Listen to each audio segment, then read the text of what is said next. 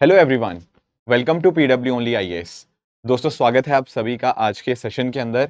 And आज हम जो टॉपिक डिस्कस करेंगे that is your lecture number 19, right. And आज का जो हमारा टॉपिक डिस्कशन का होगा वो है इन्वेस्टमेंट मॉडल्स। बड़ा ही इंटरेस्टिंग टॉपिक है, मेंस के पर्सपेक्टिव से हमारा डेफिनेटली पॉइंट बन जाता है। तो थोड़ा सा समझने की कोशिश करेंगे कि आखिर ये इन्वेस्टमेंट मॉडल आखिर होता क्या है। ठीक है दोस्तों, सबसे पहली चीज अगर मैं आपको बताऊं, सबसे पहला एक वर्ड यहां पे आपने नोटिस किया होगा। वर्ड क्या है यहाँ पे? The word is here investment. अब आप पूछेंगे सर इन्वेस्टमेंट का मतलब क्या है? इन्वेस्टमेंट का मतलब क्या है? देखो, कई बार हम लोग सुनते रहते हैं कि यार मैंने स्टॉक मार्केट में पैसा इन्वेस्ट किया, सरकार ने कुछ पैसा इन्वेस्ट किया, प्राइवेट सेक्टर ने कुछ पैसा इन्वेस्ट किया। हर किसी का अलग अलग पर्पस हो सकता है इन्वेस्ट करने का।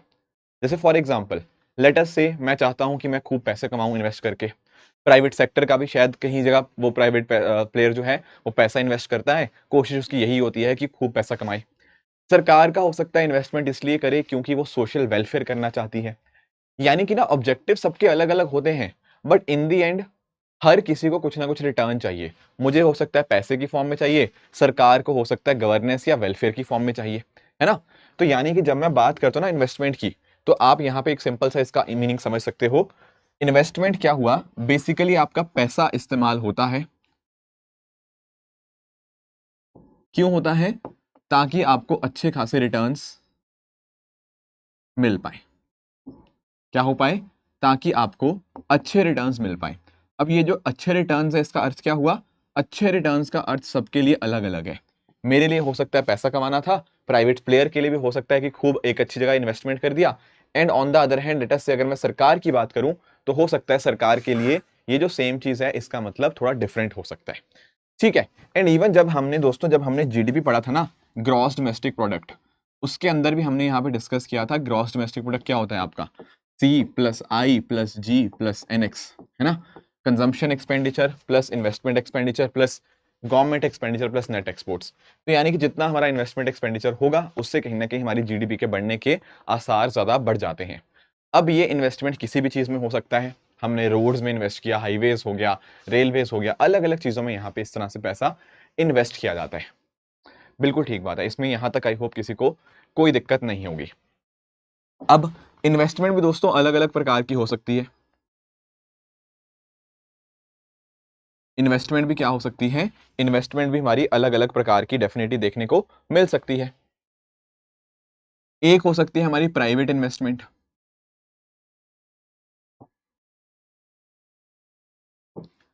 अगर कोई प्राइवेट प्लेयर लेटर से कुछ इन्वेस्टमेंट कर रहा है, तो वो इन्वेस्टमेंट आपकी प्राइवेट इन्वेस्टमेंट हो जाएगी, है ना। जैसे मुकेश अंबानी जी ने पैसा इन्वेस्ट किया, या कोई भी इस तरह से अडानी जी ने किया, तो प्राइवेट इन्वेस्टमेंट।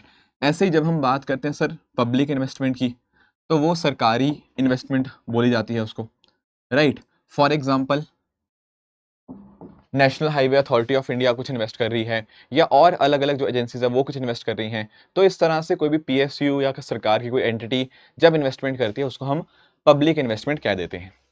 उसी तरह से दोस्तों आपकी investment depending upon the fact कि कहाँ पे जोग्राफिकल रीजन कहाँ से कर रही है। मतलब हो सकता है वो एक डोमेस्टिक इन्वेस्टमेंट हो। डोमेस्टिक का मतलब जैसे भारत का कोई लोग ही एक तरह से इन्वेस्टमेंट कर रहा हो, ठीक है, तो वो डोमेस्टिक इन्वेस्टमेंट होगी। अदरवाइज अगर कोई फॉरेन इन्वेस्टमेंट आ रही है, तो वो दूसरे देश से, जैसे एफडीआई वगैरह आता है, तो वो भी आपकी इन्वेस्टमेंट फॉरेन इन्वेस्टमेंट हो सकती है। ठीक है, तो इस तरह से हमारी इन्वेस्टमेंट अलग अलग प्रकार के हो सकते हैं, no doubt. Private, public, domestic, foreign, कोई भी यहाँ पे हमें टाइप देखने को मिल जाता है। कि ऐसा भी होगा जैसे लेटेस्ट से कोई पर्सन है, वो इंडिया का भी है एंड वो प्राइवेट प्लेयर भी है, तो प्राइवेट डोमेस्टिक इन्वेस्टमेंट हम यहाँ पे उसको बोल सकते हैं। तो डेफिनेटली इस तरह से आप नोटिस कर सकते हो कि इन्वेस्टमेंट तो हमें चीजें समझ आ गई होंगी, किस किस तरह की इन्वेस्टमेंट होती है, ये भी अंडरस्टैंडिंग हुई। पर दिक्कत पता क्या आती है इन्वेस्टमेंट में? सर दिक्कत यहाँ पे ये आती है कि जैसे हमने लास्ट चैप्टर पढ़ा था, हमने पिछले टॉपिक्स के अंदर हमने इंफ्रास्ट्रक्चर टॉपिक डिस्कस किया था, बिल्कुल। और जब हमने अपने टॉपिक इंफ्रास्ट्रक्चर को पढ़ा था ना, हमने इसमें एक बात अंडरस्टैंड करी थी कि इंफ्रास्ट्रक्चर के अंदर सबसे बड़ी कुछ दिक्कतें आती हैं। तो सबसे बड़ा प्रॉब्लम है आपकी पैसे का, आपके फाइनेंसिंग का। मैंने बोल तो दिया कि सड़क बनेगी, ये बनेगा, वो बनेगा, पर इसके लिए चाहिए होगा खूब सारा पैसा, राइट। और इसी में दिक्कतें कैसी आती हैं? पहली दिक्कत आती है आपकी लॉन्ग जेस्टेशन पीरियड की। What is gestation period? Gestation का मतलब होता है कि मान लीजिए अकबर, जैसे हम बोलते नहीं है कि एक जो बच्चे का जेस्टेशन पीरियड 9 महीने का होता है ना? तो उसी तरह से क्या हुआ, आपने एक प्रोजेक्ट शुरू किया, उस प्रोजेक्ट से आपका फाइनली रिटर्न कब से आना शुरू होगा, ये होता है जेस्टेशन पीरियड। अब कोई सड़क बन रही है, आपने बनानी तो आज शुरू कर दी, पर मुझे एक चीज बताओ, वहां से पैसा कब कमाने को मिलेगा? सर पैसा कमाने को तब मिलेगा जब वहां पर टोल लगेगा, टोल लगेगा तो आपकी कमाई स्टार्ट हो पाएगी। यानी कि आज एक पर्सन को या आज एक एंट्री या प्लेयर को पैसा इन्वेस्ट करना पड़ रहा है, जिसका रिटर्न उसको 15 20 25 30 साल बाद मिलेगा। तो जब इतना लंबा जेस्टेशन पीरियड होता है ना, तो सब लोग थोड़ा डर जाते हैं। डर किस तरह से? देखो, उनको भी रिस्क फील होता है। कल को पता नहीं सरकार बदल गई तो एक बड़ा रिस्क हो सकता है। कल को बीच में कोविड-19 पेंडेमिक आ गया, उनका तो पैसा बीच में डूबा का डूबा रह गया, राइट? या फिर कल को मान लो, इंडिया में तो नहीं होगा बट लेट अस से किसी जगह पे तख्ता पलट हो गया, अचानक से डेमोक्रेसी थी वहां पे अचानक से कोई और रिजीम आ गया, ऑटोक्रेटिक कोई और रिजीम हो गया, कुछ भी हो सकता है। तो उनके इन्वेस्टमेंट जो इतने लंबे टाइम का था, तो 20-25 साल के अंदर तो बहुत लंबा टाइम हो जाता है। तो कैसे उनका इन्वेस्टमेंट सिक्योर होगा? क्या वाकई में कुछ इन्वेस्टमेंट आएगा भी नहीं आएगा? 20-25 साल बाद वो प्रोजेक्ट कितना रेलेवेंट रहेगा? हो सकता है वहां से लोग शिफ्ट ही हो जाए, है ना? कुछ भी हो सकता है। तो जब भी ऐसे लॉन्ग जेस्टेशन वाली चीजें होती है ना, वहां पर कोई भी इंसान या कोई भी एंटी पैसा डालने से थोड़ा सा डरती है। ठीक है, और क्या है? इसके अलावा और एक चीज और है कि बैंकों के ऊपर निर्भरता बहुत ज्यादा है। अगर आपको पैसा चाहिए तो टेक्निकली ये पैसा अलग-अलग तरह से जनरेट कर सकते थे। जैसे फॉर एग्जांपल पेंशन फंड्स हो गया, इंश्योरेंस फंड्स हो गया।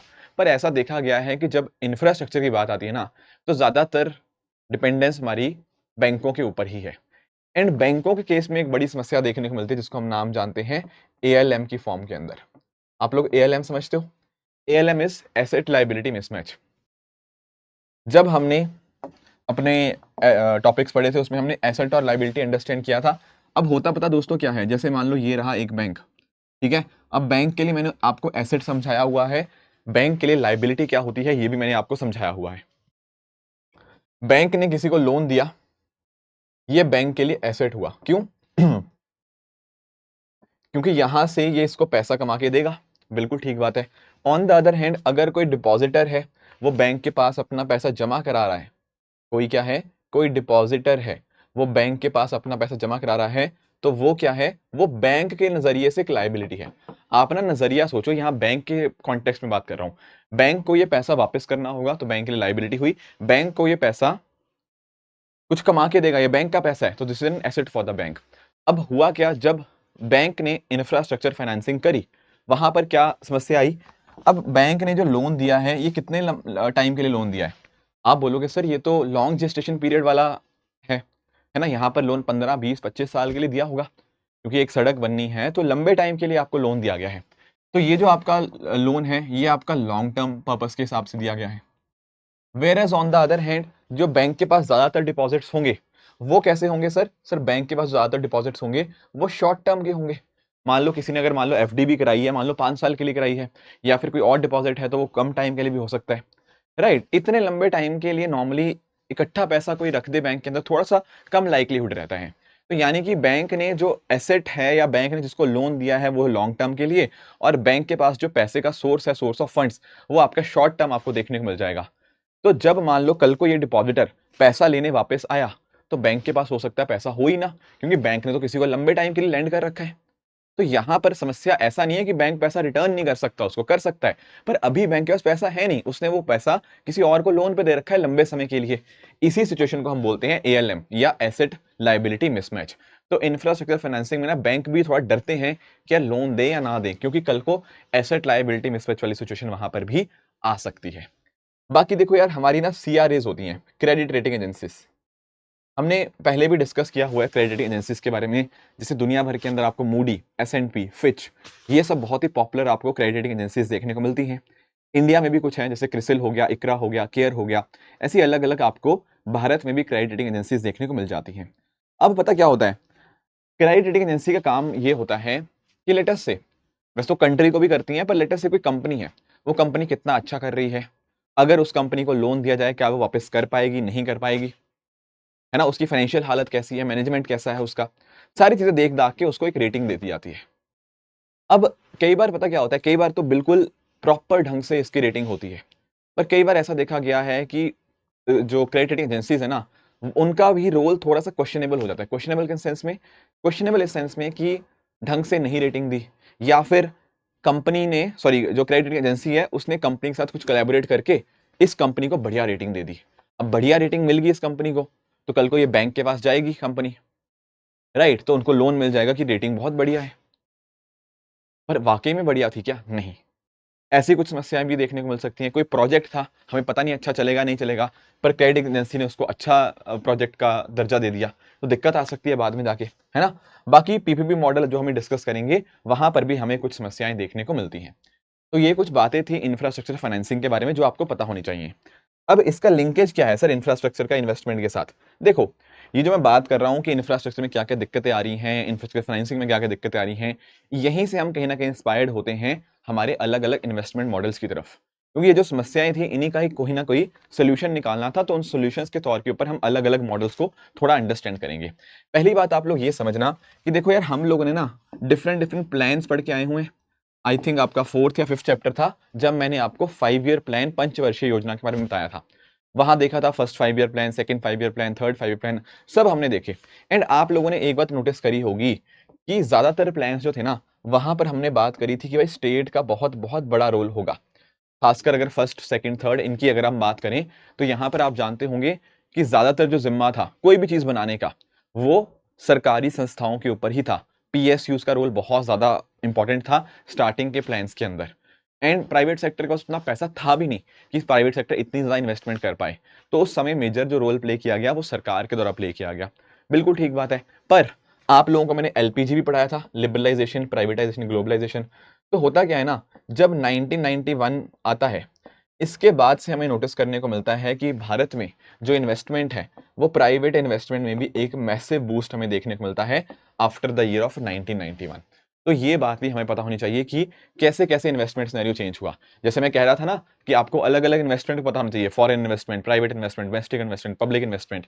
तो आप ऐसा कह सकते हो कि आजादी के कुछ सालों तक, आजादी के आजाद होने के कुछ सालों तक क्या हुआ, हमारा मेजर जो इन्वेस्टमेंट था वो पब्लिक इन्वेस्टमेंट था। पर धीरे धीरे समय के साथ साथ अब प्राइवेट इन्वेस्टमेंट का भी जो रोल है वो डेफिनेटली आपका बढ़ता ही जा रहा है। एंड इवन आपका जो फॉरेन इन्वेस्टमेंट है, उसमें भी हमें एक मेजर बूस्ट देखने को मिला है। ठीक है, I hope that is all okay. I hope ये बात आप सबको यहां तक समझ आ गई होगी। ठीक है, ठीक है, ठीक है। तो इन दी एंड पॉइंट पता क्या निकल के आता है? पॉइंट ये निकल के आता है कि या तो कुछ प्रोजेक्ट्स हो सकते हैं जहां पर क्या हो, जो पूरी तरह से सरकार करे। ठीक है, जो पूरी तरह से सरकार करे। ये पब्लिक प्रोजेक्ट्स हम इनको कह सकते हैं, है ना, गवर्नमेंट प्रोजेक्ट कह सकते हैं, पब्लिक इन्वेस्टमेंट कह सकते हैं। कुछ ऐसे प्रोजेक्ट्स होंगे जिनको पूरी तरह से प्राइवेट सेक्टर करे। बिल्कुल बिल्कुल बिल्कुल। ऑन द अदर हैंड, अगर हम क्या करें, दोनों का कुछ कॉम्बिनेशन ले लें, उसको हम बोलेंगे पीपीपी। क्या बोलेंगे इसको हम? इसको हम बोलेंगे sir PPP. What is PPP? PPP is nothing but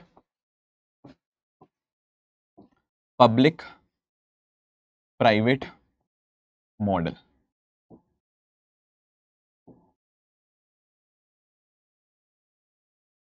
ठीक है, पब्लिक प्राइवेट मॉडल। यहां पर क्या होगा, कुछ रोल पब्लिक का भी है, कुछ रोल प्राइवेट का भी है, दोनों का एक मिक्सचर है।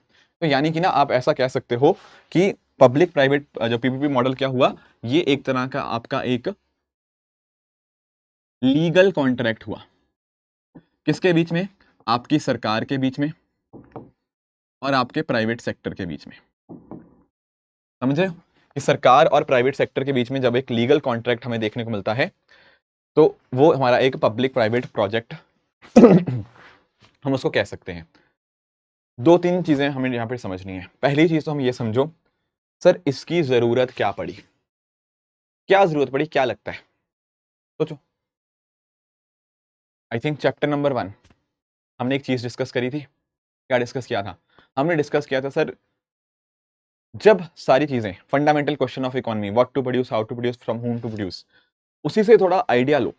वहां हमने डिस्कस किया था कि यार जब सरकार के हाथ में हर चीज का कंट्रोल होता है, तब कुछ फायदे थे, सोशल वेलफेयर होता था, पर कुछ ना कुछ समस्याएं भी थी। जैसे उतनी एफिशिएंसी नहीं आ पाती, है ना, वर्किंग में थोड़ी दिक्कतें आती हैं, बाकी और भी समस्या इस तरह से हमें देखने को मिलती हैं। बाकी देखो यार, सरकार के पास भी पैसा है, मैं मना नहीं कर रहा, पर भाई सरकार को बहुत कुछ काम करने हैं, करने हैं नहीं करने, बिल्कुल सरकार को डिफेंस भी करना है, सरकार को हेल्थ, एजुकेशन, बहुत सारी चीजें देखनी है। अगर सरकार पूरा का पूरा पैसा इसी में डाल देगी तो बाकी काम कब करेंगे, कहाँ से आएगा उसके लिए पैसा। ऑन द अदर हैंड अगर हम बात करें सर प्राइवेट सेक्टर की, तो प्राइवेट सेक्टर के पास अच्छी टेक्नोलॉजी हो सकती है, प्राइवेट सेक्टर के पास भी कुछ हद तक पैसा हो सकता है। मैं ये नहीं कह रहा कि प्राइवेट के पास सरकार से भी ज्यादा पैसा होगा, नहीं, पर कहीं ना कहीं प्राइवेट सेक्टर पता क्या कर सकता है, कुछ अपने बेस्ट चीजें ला सकता है और पब्लिक के साथ कंबाइन कर सकता है। मतलब सरकार की कुछ समस्याएं थी या सरकार के कुछ इश्यूज थे, सरकार को भी थोड़ी दिक्कतें फेस हो रही थी, अकेला सरकार हर चीज नहीं कर पाएगा, अकेला प्राइवेट सेक्टर भी थोड़ा डरता था, उसको भी डर लग रहा था यार कि पता नहीं लॉन्ग जेस्टेशन पीरियड है, करें या ना करें। तो जब दोनों मिल जाएंगे ना, तो इसकी बेस्ट चीजें, इसकी बेस्ट चीजें दोनों साथ में मिलकर काम कर सकती हैं, इसीलिए हमें पीपीपी प्रोजेक्ट हमें यहाँ पे देखने को मिलते हैं। Are you getting the point कि इसकी जरूरत क्या पड़ी। अब पीपीपी मॉडल में ना फर्क यही है कि मेजर रोल किसका है, सरकार का बड़ा रोल है या प्राइवेट सेक्टर का रोल है या 70-30 रोल है, किस तरह से रोल है। कुछ प्रोजेक्ट्स में क्या होगा, सरकार का बहुत इंपॉर्टेंट रोल होगा, कुछ प्रोजेक्ट्स में आपका प्राइवेट सेक्टर का इंपॉर्टेंट रोल होगा, कुछ के में कहीं ना कहीं दोनों बराबर के आसपास होंगे। तो इस तरह से अलग अलग हमें इन्वेस्टमेंट मॉडल्स देखने को मिलते हैं। अब एक बात जो आपको ध्यान में रखनी है कि सर ये जैसे लीगल कॉन्ट्रैक्ट हैं, कहीं ना कोई इनको रेगुलेट भी करता होगा। बिल्कुल बिल्कुल बिल्कुल। तो दरअसल में ये रेगुलेट किए जाते हैं हमारे जो डिपार्टमेंट ऑफ इकोनॉमिक अफेयर्स के द्वारा, जो कि आता है हमारी कौन सी मिनिस्ट्री के अंतर्गत, हमारा मिनिस्ट्री ऑफ फाइनेंस के अंतर्गत आता है। ये रेगुलेट करता है इस तरह के जो आपके जो पीपीपी प्रोजेक्ट्स होते हैं। चलो ये बात तो समझ आई, पर एक दिमाग में डाउट और भी आएगा, कैसे ये वर्क कैसे करता है। आपने बोल तो दिया एक लीगल कॉन्ट्रैक्ट है, but how does it work. देखो पहले पता क्या करेगा, एक सेकेंड कहीं और ले लेते हैं, हाँ यहाँ ले लेते हैं। एक्चुअली पता क्या होता है, सबसे पहली चीज क्या होगी, तो सबसे पहली चीज तो ये होगी कि सरकार क्या करेगी, ये देखेगी कि कौन से प्राइवेट प्लेयर के साथ मिलकर काम करना है। समझ रहे हो, सरकार ने बोल दिया ठीक है यार प्राइवेट सेक्टर का रोल रहेगा, पर अडानी जी का रहेगा, अंबानी जी का रहेगा, कोई XYZ कंपनी का रहेगा, कौन साथ में मिलकर काम करेगा, कैसे डिसाइड होगा। देखो इसके लिए ना एक सरकार की तरफ से ट्रांसपेरेंट कॉम्पिटिटिव बिडिंग मैकेनिज्म यहां पे देखा जाता है।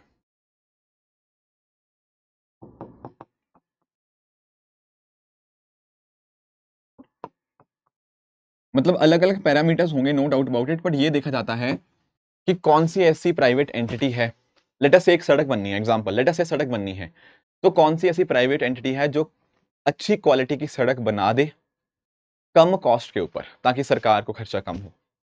या फिर कोई एयरपोर्ट बनना है, तो एयरपोर्ट बनने के बाद सरकार को मान लो लेट अस से रेवेन्यू जनरेट होगा, तो कौन सा ऐसा प्लेयर है, प्राइवेट प्लेयर है, जो सरकार को सबसे ज्यादा बढ़िया रेवेन्यू जनरेट करके दे सकता है। इस तरह से कुछ मैकेनिज्म सेटअप किया जाता है, और ये अपने आप में ट्रांसपेरेंट होता है, ताकि ऐसा ना हो कि एक प्राइवेट प्लेयर ने एक सरकार के साथ सांठ गांठ कर ली हो एंड अपनी ये ना मतलब प्राइवेट प्लेयर को अनड्यू एडवांटेज मिले। तो इसको, इससे बचने के लिए हम एक transparent open competitive bidding mechanism करते हैं कि जिसके पास क्षमता है वो आए, अपनी क्षमता को दिखाए एंड उसको प्रोजेक्ट मिल जाएगा। ठीक है, एक बार प्रोजेक्ट मिल गया कि चलो ठीक है यार ये XYZ पार्टी है, ये सरकार के साथ मिलकर काम करेगी इस पीपीपी प्रोजेक्ट के ऊपर, बहुत बढ़िया। फिर क्या होगा सर, फिर ना हमें अपने रोल्स एंड रिस्पॉन्सिबिलिटीज को बांटना होगा। क्या करना होगा, अपनी जिम्मेदारियों को बांटना होगा। जिम्मेदारियां कैसी, सर कौन क्या करेगा, ये जिम्मेदारियां बांटनी है नहीं बांटनी है, बिल्कुल। मान लो एक सड़क बननी है, अब आज आपने बोल तो दिया सड़क बननी है, भाई सड़क बनने के लिए हजारों चीजें चाहिए। पहले हो सकता है आपको क्लियरेंस लेना पड़े, या क्लियरेंस से पहले आपका लैंड एक्वायर करनी पड़ेगी, है ना, हो सकता है वो जो जहां से आपका सड़क जानी है किसी की जमीन हो, तो लैंड एक्वायर करनी पड़ेगी। लैंड एक्वायर करने की जिम्मेदारी किसकी होगी, आप बोलोगे सरकार ले लेगी, चलो ठीक है, तो लिखना तो पड़ेगा ना भाई कहीं ना कहीं कि सरकार 2 साल में जमीन एक्वायर करके आपको दे देगी। या फिर और क्या समस्या हो सकती है, लैंड एक्विजिशन के अलावा आपके एनवायरमेंट क्लियरेंसेस लेने होंगे, और एन नंबर ऑफ क्लियरेंसेस होते हैं जब इस तरह की चीजें करी जाती हैं। ठीक है, या फिर किसी लेटर से कोई वाइल्ड लाइफ एरिया या नेशनल पार्क से कहीं ना कहीं सड़क गुजर रही है तो अलग उनके अलग क्लियरेंसेस लेने पड़ेंगे, ऐसे बहुत सारे क्लियरेंस लेने पड़ेंगे। चलो ठीक है सर, ये हो गया, सरकार बोलेगी भाई ये काम मैं देखूंगा। प्राइवेट सेक्टर बोलेगा ठीक है, कौन सी टेक्नोलॉजी से काम करना है, कैसे कैसे कितनी लंबी चौड़ी सड़क बननी है, वो सारा काम मैं देख लूंगा। तो यानी कि काम कुछ ना कुछ डिवाइडेड होगा, कुछ काम ये देखेगा, कुछ काम ये देखेगा। और क्या हो सकता है, कल को मान लो सड़क में कोई गड्ढा आ गया, कोई टूट गई सड़क, कोई और समस्या आ गई, तो वो रिपेयर करने की जिम्मेदारी किसकी है? ये भी तो कहीं ना कहीं पहले से ही तय करके चलना पड़ेगा। बिल्कुल ऐसे ही रोल्स एंड रिस्पॉन्सिबिलिटीज के साथ साथ जो हमारे रिस्क आ सकते हैं ना, हम उनको भी देखेंगे। क्या करेंगे, हम उनको भी रिस्क को लिखेंगे एक जगह, एक डॉक्यूमेंट बनाएंगे प्रॉपर, एक डॉक्यूमेंटेशन होगी, उसमें रिस्क को भी लिखना होगा। क्या करेंगे रिस्क के अंदर? सर रिस्क बहुत सारे तरह के हो सकते हैं। पहले चीज तो है आपका फाइनेंस रिस्क। फाइनेंस रिस्क का मतलब क्या होता है? सर भाई ये सड़क बननी है, सड़क सड़क बननी है, सड़क बनाने के लिए बहुत बहुत ज्यादा पैसा चाहिए। ये पैसा कौन लेकर आ रहा है? क्या ये जितना भी सड़क का खर्चा होगा, क्या प्राइवेट सेक्टर का पैसा लगेगा शुरुआत के अंदर, या सरकार पैसा देगी पूरा का पूरा, या आधा आधा बांटेंगे? करना पड़ेगा ना, बिल्कुल देखना पड़ेगा। और क्या दिक्कतें हो सकती हैं? और एक चीज होती है आपका ऑपरेशन एंड मेंटेनेंस, जो मैं बात कर रहा था कि कल को सड़क में कुछ दिक्कत आ गई, कुछ उसको मेंटेन करने की जिम्मेदारी, ये किसकी जिम्मेदारी रहेगी? ये भी तो रिस्क देखना पड़ेगा। सब लिखना पड़ेगा अपने आप को कि कल को ऐसी समस्या आती है तो ये जिम्मेदारी भाई आपकी है। आप जैसे दो प्लेयर कभी कॉन्ट्रैक्ट नहीं करते, तो देखना पड़ता है यार कल को कोई समस्या आ गई तो किसके ऊपर लायबिलिटी है वो चीज की। और क्या हो सकता है, आपका रेवेन्यू रिस्क हो गया। अब देखो यार, जैसे सड़क की बात मैं कर रहा था, सड़क का पैसा कहां से आएगा? आपने लगा तो दिया पैसा, कल को लेटेस्ट से आप बोलो सर टोल लगा देंगे, 20 साल बाद जब भी सड़क बन जाएगी टोल लगाएंगे, बस खूब पैसा कमाएंगे। ये टोल का पैसा किसको जाएगा? क्या ऐसा होगा कि प्राइवेट सेक्टर को वो टोल का पैसा मिले, या पूरा का पूरा पैसा सरकार को जाएगा, या कुछ एक परसेंटेज में शेयर करेंगे कि भाई एक बार सड़क बन जाएगी तो 10 साल तक प्राइवेट सेक्टर टोल लेता रहे, या फिर 10 साल तक आधा आधा हम शेयर करते रहे, या फिर सरकार पैसा आपको पकड़ा देगी, फिर सरकार की जिम्मेदारी है टोल कलेक्ट करना। तो यहां पर ये सारी चीजें पहले से बैठकर तय करनी पड़ेगी ना कि हाँ ये होना या नहीं होना। कल को मान लो ऐसा हो गया कि आपने सड़क बना दी और कोविड-19 पैंडेमिक आ गया, 2 साल तक उस सड़क से कोई गुजरा ही नहीं, तो भाई पैसा कहां से आएगा? नहीं आ पाएगा। तो प्राइवेट सेक्टर को तो लॉस हो जाएगा ऐसा, बिल्कुल। या फिर कोई और समस्या आ गई, लेटर से आपने बहुत शानदार सड़क बना दी पर लोग उस सड़क को यूज ही नहीं कर रहे, तब आपने पैसा तो खूब खर्च दिया उस सड़क को बनाने में, पर आपको कमाई तो कुछ भी नहीं हुई। ये अगर कल को ऐसी सिचुएशन आ जाती है, कुछ ना कुछ ऐसा मुद्दा उठ जाता है, तो पता होना चाहिए पहले से कि वो किसकी जिम्मेदारी रहेगी। ऐसे केसेस के अंदर कुछ एक्सेप्शनल सिनेरियो आ गया, वहां पर क्या सरकार प्राइवेट सेक्टर कुछ पे करेगा नहीं करेगा, ये सब चीजें हमें पहले से डिफाइन करके रखनी होती हैं। समझे इस बात को? तो जो आपका एग्रीमेंट बनेगा, या जिसको हम कॉन्ट्रैक्ट एग्रीमेंट बनते हैं, ठीक है, एग्रीमेंट कह सकते हो या कॉन्ट्रैक्ट एग्रीमेंट कह सकते हो, ये जो बनाया जाएगा ना, उनमें सब इन बातों का ध्यान रखा जाएगा। और भी बहुत सारे अगर आपको कुछ और क्लॉज लगते हैं, कुछ और एक्सेप्शंस लगती हैं, कुछ और ऐसा सिनेरियो आ गया जो हम जिसको विजुलाइज ही नहीं कर पा रहे, कोई ऐसा सिनेरियो आ गया, तो वहां पर क्या होगा, वो सब चीजें भी इस एग्रीमेंट के अंदर आएंगी। ठीक बात है, ऐसे ये काम वर्क करता है। This is how a public private partnership model works. क्योंकि जब भी दो लोग अलग अलग पार्टी साथ में काम करती है ना, समस्याएं आएंगी ही आएंगी। तो समस्याओं का जिम्मेदारी किसकी होगी, कौन को किसको फायदा कैसे होगा, वो सब चीजें पहले से ही हमें देख के रखनी पड़ती हैं। ठीक है, अब यहां पर आप यहां पर समझना, पीपीपी क्या होता है, एक आपका लॉन्ग टर्म कॉन्ट्रैक्ट होता है। ठीक है, एक तरह का अरेंजमेंट होगा प्राइवेट सेक्टर और गवर्नमेंट सेक्टर के बीच में regarding public asset and public service. अब यहां पर ना हमें 2-3 मॉडल्स बहुत अच्छे से अंडरस्टैंड करने हैं। सर कौन से?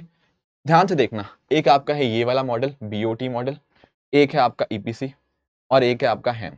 इन तीनों को अंडरस्टैंड करना बहुत बहुत ध्यान से। सबसे पहले बॉट समझेंगे। What is bought? बॉट है आपका बिल्ड ऑपरेट ट्रांसफर। क्या अर्थ है इस चीज का? Build operate transfer. यहां पर पता क्या होगा, आपका जो कॉन्ट्रैक्टर है, कॉन्ट्रैक्टर मतलब आपका जो प्राइवेट प्लेयर है, उसी के ऊपर ज्यादातर काम होता है। मतलब एक्चुअली ऐसा समझो कि बिल्ड, ऐसा समझो बिल्ड ऑपरेट ट्रांसफर ना इस साइड है, इस साइड मतलब यहां प्राइवेट सेक्टर का बहुत बहुत बड़ा रोल है। क्या होगा, प्राइवेट सेक्टर क्या करेगी, पैसा इकट्ठा करेगी। फाइनेंसिंग रिस्क मतलब वो पैसा इकट्ठा करेगी, भाई सड़क बननी है, तो सड़क बनाने के लिए जो भी पैसे का खर्चा होगा वो प्राइवेट सेक्टर उठाएगा। बढ़िया। फिर और क्या, ऑपरेशन एंड मेंटेनेंस का खर्चा, इसके रिगार्डिंग जो भी रिस्क होंगे वो भी प्राइवेट सेक्टर ही करेगा। और जो टोल का कलेक्शन का रिस्क होगा वो भी प्राइवेट सेक्टर का ही होगा, कि मतलब आप ही टोल कलेक्ट करो, आप ही रेवेन्यू देखो पूरा का पूरा। तो यानी कि फिर आप पूछोगे सर सरकार का रोल क्या हुआ? अरे भाई सरकार ने उसको कॉन्ट्रैक्ट दिया है ना, अब सारा काम उसने प्राइवेट सेक्टर को दे दिया कि लो भाई आप सड़क बनाओ, अपना ही पैसा लो, सड़क बन जाएगी उसके ऊपर टोल चलाना, टोल चला के अपना पैसा रिकवर कर लेना, फिर वापस से हमें ट्रांसफर कर देना कि ये लो भाई सरकार आपकी सड़क। तो बिल्ड किया, कुछ साल के लिए चलाया, फिर ट्रांसफर कर दिया सरकार को। ये है आपका बॉट। ध्यान क्या रखना है, बॉट के अंदर मेजर जिम्मेदारी किसकी है? आपकी मेजर जिम्मेदारी प्राइवेट प्लेयर की है, वही सारा का सारा काम देख रहा है। थोड़ा बहुत काम है, यहां बहुत कम रोल है आपकी सरकार का। अब यहां पर कुछ लोगों ने क्रिटिसिज्म किया कि यार प्राइवेट सेक्टर को इतना काम दे दिया आपने, इतना काम दे दिया, फिर तो आप इसको प्राइवेट प्रोजेक्ट ही बना दो, है ना? पर नहीं, फिर हमने सोचा यार एक और मॉडल देखते हैं, ईपीसी। ईपीसी क्या होता है? ईपीसी होता है आपका इंजीनियरिंग प्रोक्योरमेंट कंस्ट्रक्शन। यहां पर पता क्या होगा, ईपीसी अगर अगर आपका बीओटी इधर था ना, तो ऐसा समझो कि ईपीसी बिल्कुल इधर है। मतलब बीओटी में अगर आपका प्राइवेट सेक्टर का बड़ा रोल था, ईपीसी के अंदर आपका सरकार का रोल होगा। होगा क्या यहाँ पे, मान लो एक सड़क बनानी है, ठीक है, सरकार क्या करेगी यहाँ पे, गवर्नमेंट एक प्राइवेट सेक्टर के साथ पार्टनरशिप करेगी। पैसा कौन लेकर आएगा इसको बनाने के लिए, सड़क को सरकार लेकर आएगी, ठीक है। कल को कोई ऑपरेशन मेंटेनेंस देखना हुआ वो कौन करेगा? सरकार। कल को टोल कलेक्ट करने की जिम्मेदारी, रेवेन्यू वाले जिम्मेदारी किसकी रहेगी? वो भी सरकार की। पर आपके दिमाग में आएगा सर फिर प्राइवेट सेक्टर का रोल क्या हुआ? भाई प्राइवेट सेक्टर सड़क बनाएगा, समझ रहे हो? ऐसा समझो कि मान लो मेरा घर है, मैंने आपको बुलाया और आपको बोला भाई ये काम है ये कर दो, मैं बदले में 50 रुपए दे दूंगा। आपने काम किया, मैंने 50 रुपए दे दिए। यही सरकार कर रही है। सरकार ने एक प्राइवेट प्लेयर को पकड़ा, उसको बोला लो भाई सड़क बना दो, उसने कहा 100 करोड़ लगेंगे, हमने 100 करोड़ दे दिया उसको, उसने सड़क बनाई और हमें वापस कर दी। अब सारा काम हम ही देखेंगे, ऑपरेशंस का भी हम ही देखेंगे, वहां पे टोल भी हम ही लगाएंगे, सब काम हम ही देखना। बस प्राइवेट सेक्टर का काम क्या था? सिर्फ सड़क बनाना। पूरे के पूरे पैसे भी हमने जुगाड़े, पैसे रिकवर करने की जिम्मेदारी हमारी, ऑपरेशन मेंटेनेंस का खर्चा भी हमारा। तो आप अंडरस्टैंड कर पा रहे हो, अगर आपका बिल्ड ऑपरेट ट्रांसफर यहां पर था, ईपीसी बिल्कुल उल्टा है। यहां पर पूरा रोल आपका प्राइवेट सेक्टर का, यहां पर मेजर रोल आपका सरकार का है कि नहीं? तो यानी कि ना ये दोनों बिल्कुल अपोजिट थे। अब इसमें भी कुछ दिक्कतें हैं कि प्राइवेट सेक्टर बहुत ही बड़ा रोल प्ले कर रहा है, यहां पर दिक्कत ये थी कि सरकार ही मेजर रोल प्ले कर रही है। तो हमने सोचा क्यों ना एक इनका मिक्सचर लेकर आया जाए, जहां पर सरकार का भी रोल बढ़े, मतलब सरकार और प्राइवेट सेक्टर दोनों का कुछ ना कुछ अच्छा खासा रोल हो। तो होता क्या है ना, हमें यहाँ पे एक हैम मॉडल देखने को मिल जाता है, हाइब्रिड एन्युटी मॉडल। क्या बोलते हैं इसको? इसको बोलते हैं हम हाइब्रिड एन्युटी मॉडल। अब यहां पर आप लोग अंडरस्टैंड करना, हैम में पता क्या होता है, कुछ पैसा सरकार लेकर आती है, कुछ पैसा आपका प्राइवेट सेक्टर। ऐसा होता है लगभग 40% जो पैसा होगा वो सरकार देगी, और स्टार्टिंग में जो 60% होगा पैसा वो प्राइवेट सेक्टर को खुद से लाना पड़ेगा। यानी कि पहली बात तो यहाँ पे ना प्राइवेट सेक्टर को पूरा का पूरा पैसा जुगाड़ने की जरूरत नहीं है, कुछ पैसा सरकार भी दे रही है। एंड सरकार यहाँ पे पैसा कैसे देगी? ये आपका कुछ एक इंस्टॉलमेंट्स में देगी। ऐसा नहीं कि पहली बार में ही दे दिया, नहीं, कुछ इंस्टॉलमेंट में देगी। आपने थोड़ा काम कंप्लीट कर लिया फिर इंस्टॉलमेंट दे दी, तो नॉर्मली 2-3 इंस्टॉलमेंट या 5 इंस्टॉलमेंट हो सकती हैं, जिसके माध्यम से ये सरकार इतना पैसा दे देगी उसको, ठीक है। तो यानी कि फाइनेंस का रिस्क, पैसा लाने का रिस्क यहाँ पे शेयर्ड हो चुका है, थोड़ी जिम्मेदारी सरकार की, थोड़ी जिम्मेदारी प्राइवेट सेक्टर की। उसके अलावा ऑपरेशन एंड मेंटेनेंस, इसमें देखो यार आपका प्राइवेट सेक्टर अच्छा है, तो ऑपरेशंस करना, मेंटेनेंस करना वो सारा आपका प्राइवेट सेक्टर करेगा। फिर बाद में क्या होगा, जो भी पैसा रिकवर करने की जिम्मेदारी होगी वो सरकार की आ जाएगी, क्योंकि टोल का कितना कितना इशू हुआ वो सारा का सारा यहाँ पर सरकार यहाँ पे देख सकती है। Are you getting my point? तो इस तरह से ये आपका हाइब्रिड एन्युटी मॉडल यहाँ पे वर्क करता है। अब एक बात यहाँ पे आप लोग और समझो, ये जो आपका बाकी का 60% था ना, फिर प्राइवेट सेक्टर को कैसे मिलेगा? अरे भाई जब एक बार प्रोजेक्ट कंप्लीट हो जाएगा, उस प्रोजेक्ट कंप्लीट होने के बाद क्या करेगी, जो सरकार है वो वहां पे टोल लगाएगी, और वहां से टोल का पैसा कलेक्ट करते करते वो कॉन्ट्रैक्टर का पूरा पैसा रिटर्न कर देगी। तो यहां पर आप अंडरस्टैंड कर पा रहे हो, यहां पर चीजें शेयर हो चुकी हैं, कुछ काम सरकार का रहा, कुछ काम प्राइवेट सेक्टर का रहा, दोनों के बीच में आपके जो अलग अलग रिस्क थे, दोनों के आपस में जो अलग अलग रिस्क थे, तो वो रिस्क भी शेयर हो चुके हैं। And at the same time अगर मैं बात करूं, यहां पर हमने क्या देखा, हमने गवर्नमेंट और प्राइवेट सेक्टर का नोटिस किया कि उनका जो रोल था वो भी आपस में डिवाइड हो चुका है। ठीक है, तो ये बेटर रहता है बाकियों के कंपैरिजन के अंदर। तो this is how these different different model work. इसके अलावा भी दोस्तों और मॉडल होते हैं, जैसे एन्युटी मॉडल होता है, बॉट वीजीएफ मॉडल होता है, बट हमें जो मेजर अपने एग्जाम के लिए पढ़ने थे वो यहाँ पर ये 3 मॉडल हमें यहाँ पे अच्छे से आने चाहिए। ठीक है, ठीक है, दैट इज ऑल ओके। अब और क्या हमें यहाँ पे अंडरस्टैंड करना है, और हमें यहाँ पे अंडरस्टैंड करना है, जैसे मैंने आपको बता ही दिया, इससे क्या होता है, इससे फायदा क्या है। इससे जैसा मैंने आपको बताया था ना, जैसे ही सरकार और प्राइवेट सेक्टर साथ में आता है तो फायदे क्या होंगे। एक, डेफिनेटली आपका रिस्क आपका कुछ हद तक आप ट्रांसफर कर सकते हो। इससे कंपटीशन बढ़ता है, पब्लिक एसेट्स की वैल्यू बढ़ेगी, क्योंकि आप नोटिस करो जब पब्लिक अथॉरिटीज और प्राइवेट अथॉरिटीज साथ में आएंगी, कहीं ना कहीं यहाँ पे चीज़ों की एफिशिएंसी बढ़ती है, हम अच्छी अच्छी सर्विस लोगों को दे पाएंगे। ये सारे बेनिफिट्स इसके साथ हमें लिंक्ड देखने को मिल जाते हैं। पर कुछ एक प्रॉब्लम्स भी इसके साथ एसोसिएटेड हैं। कैसी सर? जैसे फॉर एग्जांपल एक है डिस्प्यूट्स, झगड़े। यहां पर बहुत झगड़े होते हैं। कैसे झगड़े? देखो फॉर एग्जांपल मान लो लैंड ही एक्वायर नहीं हुई टाइम के ऊपर। अब लैंड एक्वायर नहीं हो पाई तो प्राइवेट सेक्टर काम नहीं कर पा रहा, प्राइवेट सेक्टर काम नहीं कर पा रहा तो उसका पैसा अटका हुआ है ना, कुछ रेगुलेशंस वगैरह आ जाती हैं, कैपिटल अवेलेबल ना होना, आपके जो कॉन्ट्रैक्ट्स होते हैं वही बीच में अटक जाते हैं, कोविड-19 पेंडेमिक आ गया, कुछ और समस्या आ गई, तो फिर क्या होता है। आप एक बात समझो, मान लो अगर लैंड एक्वायर नहीं हो पा रही और किसी बंदे ने मान लो आपका कोर्ट के अंदर केस डाल दिया, अब कई सालों तक वो मुद्दा कोर्ट में चलता रहेगा, कई सालों तक वो मुद्दा कोर्ट में चलेगा, उसके बाद क्या होगा, उसके बाद पता नहीं, उसके बाद वो प्रोजेक्ट बीच में रुक गया है, प्रोजेक्ट बीच में रुक गया है, पहले डिसाइड हुआ था प्रोजेक्ट की कॉस्ट 100 करोड़, अब 2 3 4 5 साल बीच में रुका रहा प्रोजेक्ट, क्या अभी भी प्रोजेक्ट की कॉस्ट 100 करोड़ रहेगी? नहीं, अब वो बढ़ जाएगी। फिर से ये लोग बैठेंगे आपस में डिस्कशन करेंगे, 150 करोड़ करें, 200 करोड़ करें, ऐसी दिक्कतें आती रहती हैं, वो अटका रहता है, अटका रहता है, अटका रहता है, तो उससे डिस्प्यूट्स हो जाएंगे। एट द सेम टाइम हमारा देखो बहुत अच्छा कोई रिकॉर्ड है नहीं in terms of regulating public private partnerships. साथ ही साथ अगर हम बात करें दोस्तों क्रोनी कैपिटलिज्म की, कई बार पता क्या हो सकता है, देखो हो सकता है सरकार की किसी पर्टिकुलर एंटिटी के साथ अच्छी बनती हो एंड वो सारे के सारे प्रोजेक्ट्स ही उनको देती रहे, है ना, ऐसा इल्जाम भी लगाए जाते हैं। हालांकि सरकार ट्रांसपेरेंट मैकेनिज्म अडॉप्ट करती है, बट फिर भी ऐसे अक्सर मुद्दे उठते रहते हैं कि देयर आर सम इश्यूज यहाँ पे जो हमें देखने को मिलते हैं। बाकी अगर हम बात करें दुनिया भर में, वैसे तो देखो परफॉर्मेंस मिक्स ही रही है, ऐसा नहीं है कि सब जगह रिजल्ट अच्छा आया है, कई जगह काफी खराब रिजल्ट भी आए हैं। बाकी जब भी ऐसा पब्लिक और प्राइवेट का कोलैबोरेशन होगा, वहां पर हम जानते हैं कि मंत्री हो गया और पॉलिटिकल जो लोग होते हैं वो इंटरवेंशन करते हैं अपना, एंड उससे वजह से कहीं ना कहीं काफी समस्याएं आती हैं। कई बार ये भी दिक्कत आती है, काफी लोगों को लगता है यार कहीं सरकार ये पीपीपी पीपीपी बोल के कहीं प्राइवेटाइजेशन तो नहीं कर रही, एंड वहां पर भी फिर बहुत सारे प्रोटेस्ट वगैरह शुरू हो जाते हैं। बाकी आप नोटिस करोगे वैसे अब तो एनपीएस सिचुएशन काफी हद तक बेहतर हो गई है, पर एक टाइम था जब एनपीएस सिचुएशन काफी खराब थी। तो वो सिचुएशन जब खराब थी तो फिर बैंक भी थोड़ा डरते हैं कि यार इतने लंबे समय के लिए कैसे लोन दे दें, है ना, और पॉलिटिकली कनेक्टेड फर्म्स भी अपने आप में काफी कंसर्न हमें यहाँ पे देखने को मिल जाती हैं। ठीक है सर, ठीक है। अब यहाँ पर ना आपको एक कमेटी के बारे में बताना चाहिए, that is your Vijay Kelkar committee and आपका नीति आयोग। इन्होंने कुछ बातें बोली हैं, मैं थोड़ा सा आपको एक्सप्लेन करता हूँ, दोनों के मिक्सचर मैंने कर दिया, ये आप सजेशन की तरह देख सकते हो। जो कमेटी है ना विजय केलकर कमेटी, इन्होंने बात करी है कि हमें ना यार बॉन्ड मार्केट को और डेवलप करना चाहिए। मैंने आपको बताया था ना कि हमारी जो पेंशन फंड्स हैं, है ना, वो काफी अनटैप्ड है, उस तरह से बॉन्ड मार्केट को और अगर हम डेवलप करेंगे तो फिर पैसे के ऊपर जो हमारी फाइनेंसिंग का दिक्कत है, इंफ्रास्ट्रक्चर फाइनेंसिंग के रिगार्डिंग, वो डिपेंडेंसी हमारी कहीं ना कहीं बैंकों से कम हो सकती है, which is very much important. इसके अलावा इन्होंने ना बात करी एक प्रिवेंशन ऑफ करप्शन एक्ट 1988 में अमेंडमेंट की।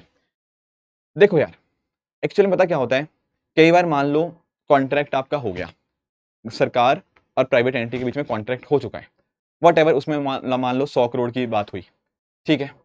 अब यार कई बार पता क्या होता है, जेन्युइनली कुछ ना कुछ समस्या आ जाती है, जेन्युइनली कुछ ना कुछ इशू आ जाता है। उस केस में क्या करना चाहिए सर? उस केस में हमें दोबारा से उस कॉन्ट्रैक्ट को रीनेगोशिएट करना चाहिए। क्या करना चाहिए? दोबारा से उस कॉन्ट्रैक्ट को हमें रीनेगोशिएट करना चाहिए। करना चाहिए नहीं करना चाहिए? बिल्कुल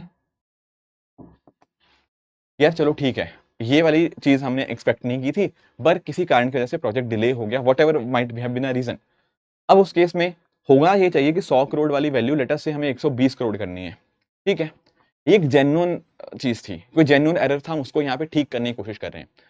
पर मैं कौन हूं सर? मान लो मैं एक आईएएस ऑफिसर हूं, मेरे हाथ में पावर है इसको चेंज करने की।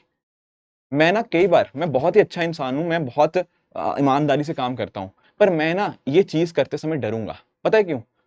क्योंकि अगर मान लो मैं ऐसा कर रहा हूं कि 100 करोड़ की प्रोजेक्ट की वैल्यू किसी जेन्युइन कारण की वजह से भी 120 करोड़ में कर रहा हूं, तो लोगों को लगेगा यार इसने तो पैसा खा लिया, इसने पैसा खा लिया एंड इस वजह से क्या हुआ है, इसने जानबूझ के आपके जो कॉस्ट के प्रोजेक्ट की कॉस्ट थी वो बढ़ा दी है। ऐसा बहुत बार हुआ है कि जो डिसीजन मेकर्स है ना, वो ऐसे अमाउंट बढ़ाना वो चाहते ही नहीं होते। उनको पता है कि ये चीज करनी जरूरी है और उनको डर है इस एक्ट का कि यार हमारी अगर मान लो कि जेन्युइन एरर भी था ना, हम उसको ठीक करने के लिए कोई कोशिश करेंगे तो कल को हमारे ऊपर इल्जाम आ जाएगा, कल को हमारे ऊपर कोई क्वेश्चन मार्क उठा देगा, इस बंदे ने तो करप्शन करी है, फिर पूरा मेरा लाइफ ही इस चीज में वेस्ट हो जाएगी। अब उस चक्कर में क्या होगा, वो बंदा डिसीजन ही नहीं लेगा, वो बंदा प्रोजेक्ट की कॉस्ट ही नहीं बढ़ाएगा। अब वो प्राइवेट प्लेयर यहाँ पे बैठ गया है साइड में होके कि भाई मेरे से तो नहीं बनेगा, 100 करोड़ में इतनी समस्याएं आ गई थी, मैं नहीं कर पाऊंगा, और ये बंदा डिसीजन लेने को रेडी नहीं है। तो क्या होगा, कई साल वो प्रोजेक्ट डिले पे डिले रहेगा। एंड उस चक्कर में क्या होगा, उस चक्कर में फिर हम यहाँ तक पहुंच ही नहीं पाएंगे, हमारा डेवलपमेंट ही नहीं हो पाएगा। ठीक है, इसके अलावा इन्होंने बात करी इंफ्रास्ट्रक्चर इन्वेस्टमेंट ट्रस्ट की, इसका इस्तेमाल किया जाए, है ना, ताकि हम चीज़ें थोड़ी और बेहतर कर पाएं। साथ ही साथ बात हुई है कि सरकार भी सपोर्ट कर सकती है अपनी जो वायबिलिटी गैप फंडिंग स्कीम है।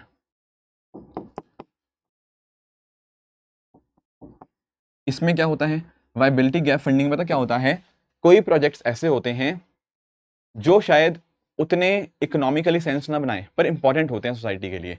मान लो एक सड़क बननी थी, पर उस सड़क का हमें पता है यार यहाँ से ज़्यादा लोग नहीं जाएंगे, पर उस चक्कर में क्या हम एक गांव की सड़क बनाए ही ना, नहीं बनानी चाहिए ताकि गांव वालों को भी कनेक्शन हो एक शहर के साथ। पैसा उतना नहीं वहां से जनरेट होगा बट इट इज इंपॉर्टेंट। तो ऐसे केस में सरकार प्राइवेट सेक्टर को इन्वॉल्व करे, पर अगर ऐसा होता है कि रेवेन्यू उतना नहीं आ रहा तो सरकार उस प्राइवेट प्रोजेक्ट को या प्राइवेट प्लेयर को थोड़ा कॉम्पनसेट कर सकती है, ये यहाँ पे बोला गया है। इसके अलावा इन्होंने बात करी है कि जो भी इस तरह के मसले होते हैं ना, उनका निपटारा जल्दी से जल्दी करना चाहिए। जो आपके डिस्प्यूट्स होते हैं ना, उनके लिए जल्दी से जल्दी उनका निपटारा हो पाए, इसके लिए हमारे पास एक मैकेनिज्म होना चाहिए, क्विक डिस्प्यूट रेजोल्यूशन मैकेनिज्म होगा, तो हम जल्दी से इस तरह की प्रॉब्लम्स या इस तरह की जो समस्याएं हैं उनको हम यहाँ पे सॉल्व कर सकते हैं। ठीक है, इन्होंने इसके अलावा एक और बात करी थी कि हमारे पास एक एपलेट ट्रिब्यूनल होना चाहिए इस तरह के इंफ्रास्ट्रक्चर प्रोजेक्ट्स के लिए, ताकि कोई भी समस्या आए उसको अगर नहीं अच्छे से सुलझा है फिर उसको हम यहाँ पर लेकर जाके उसको सॉल्व कर पाए। ठीक है, एक आईपीआरसी का भी बोला गया था, ये था इंफ्रास्ट्रक्चर पीपीपी रिव्यू कमेटी, यानी कि अगर लगता है आगे फ्यूचर में जाके किसी पर्टिकुलर प्रोजेक्ट को रिव्यू करना हो तो वो यहाँ पर ये एंटिटी यहाँ पे कर पाए। तो दोस्तों ये कुछ बातें थी जो यहाँ पर विजय केलकर कमेटी और साथ साथ नीति आयोग के द्वारा कुछ एक जो रिकमेंडेशंस दी गई थी। ये रिकमेंडेशन आप अपने आंसर में डेफिनेटली मेंशन कर सकते हो एंड जो आपको काफी ज्यादा यहाँ पे हेल्प करेगा। ठीक है, ठीक है, तो ये हमने कुछ मॉडल्स पढ़े। एक चीज हमें और अंडरस्टैंड करनी है, वो है हमारा स्विस चैलेंज मॉडल। क्या है आपका, कि आखिर ये स्विस चैलेंज क्या होता है। Swiss challenge, what do mean by challenge, challenge समझते हो, चैलेंज होता है किसी को चैलेंज देना, है ना, किसी को आप चैलेंज देना चाह रहे हो, बिल्कुल ठीक बात है, बिल्कुल ठीक बात है। अब होता पता क्या है, लेट अस से ये है हमारी सरकार, ठीक है, और यहां पर एक पर्सन है, इसका नाम है बनी। ठीक है, अब बनी ने पता क्या किया, बनी अपनी मर्जी से सरकार के पास गया कि भाई ये मेरे पास ना एक बहुत ही इनोवेटिव सा आइडिया है, बड़ा ही इंटरेस्टिंग, बड़ा ही मजेदार आइडिया है मेरे पास। ठीक है, सरकार को भी आइडिया पसंद आया। अब सरकार ने पता क्या किया, और इसने बोला भी बनी ने कि सर मैं ये आइडिया आपके लिए एग्जीक्यूट कर दूंगा, बहुत बढ़िया आइडिया है और इसके लिए 100 करोड़ रुपया लगेगा। ठीक है, कोई भी बड़ा प्रोजेक्ट मान लो इस तरह से था, इसने आइडिया ये जाके सरकार को दिया और इसके लिए बोला कि 100 करोड़ यहाँ पे लगेंगे। अब सरकार पता क्या करेगी, सरकार ना इस पर्टिकुलर आइडिया को एक वेबसाइट के ऊपर डाल देगी, सब लोग उसको देख पाएंगे कि अच्छा ये एक आइडिया आया है। अब यहाँ पर पता क्या हो सकता है, एक और बंदा है, मान लो कौन, लेट से आदि।